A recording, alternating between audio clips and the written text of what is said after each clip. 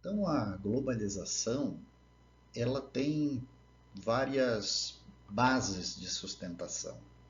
Então, nós vimos ainda há pouco a sua base tecnológica, ou seja, todos esses constitutivos técnicos científicos que têm uma historicidade, que vem desde o desenvolvimento das formas mais básicas de energia até as mais sofisticadas, que obviamente são necessárias para dar conta da produção, e a absorção disso como um modelo de reprodução de tecnologia que acaba se edenteando com toda a maquinaria industrial.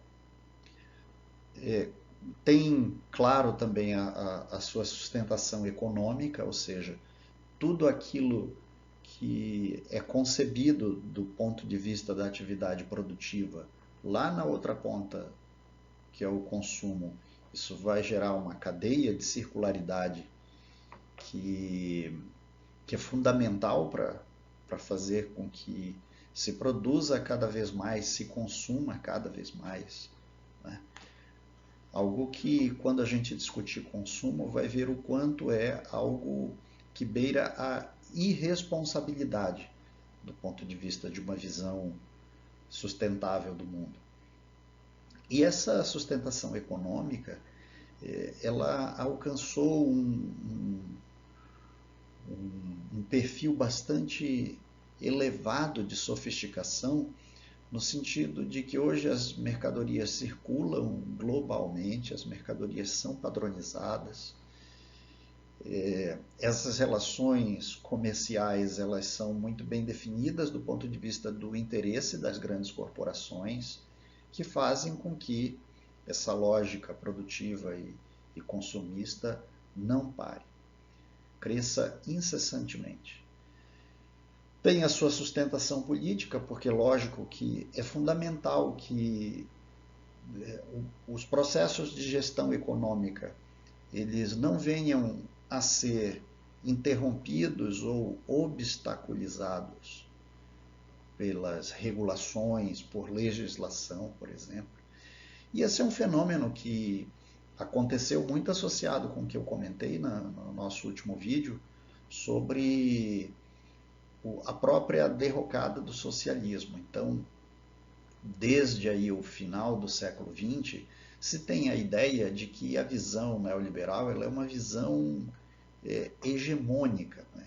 Ela é uma visão desse chamado pensamento único, no qual o que vale é um livre mercado baseado em bens privados, na iniciativa privada, na desregulação das diversas atividades que movimentam a economia, a minimização do papel do Estado, ou seja, um Estado mínimo, a flexibilização de leis trabalhistas de forma que deixem o trabalho bastante flexível do ponto de vista legal e, obviamente, bastante precarizado do ponto de vista da assistência do trabalhador.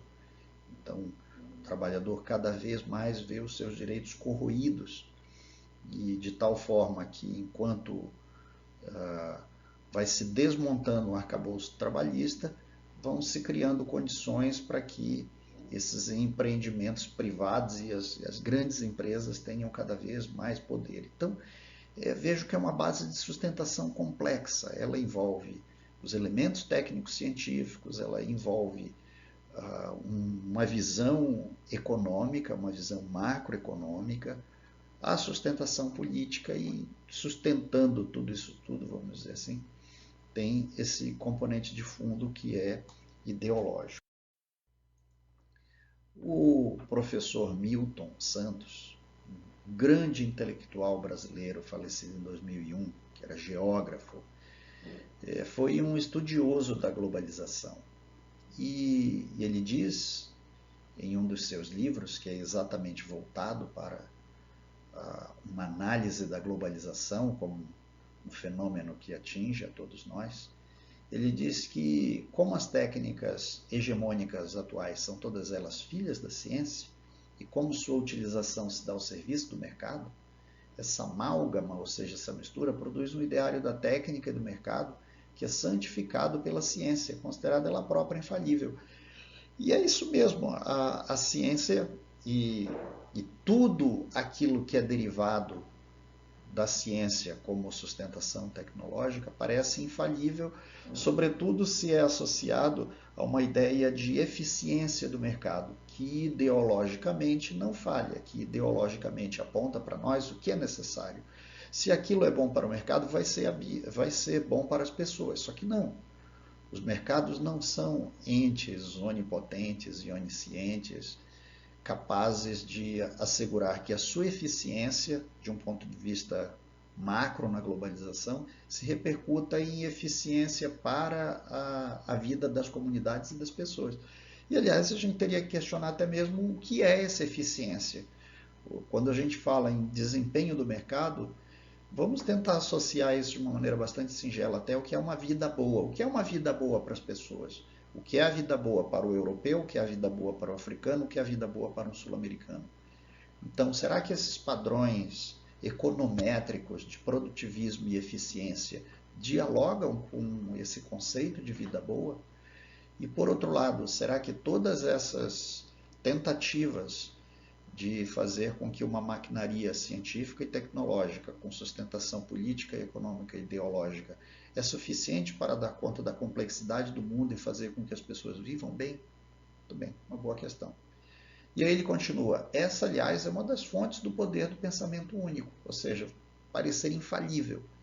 Tudo que é feito pela mão dos vetores fundamentais da globalização parte de ideias científicas indispensáveis à produção, aliás, acelerada, de novas realidades, de tal modo que as ações assim criadas se impõem como soluções únicas.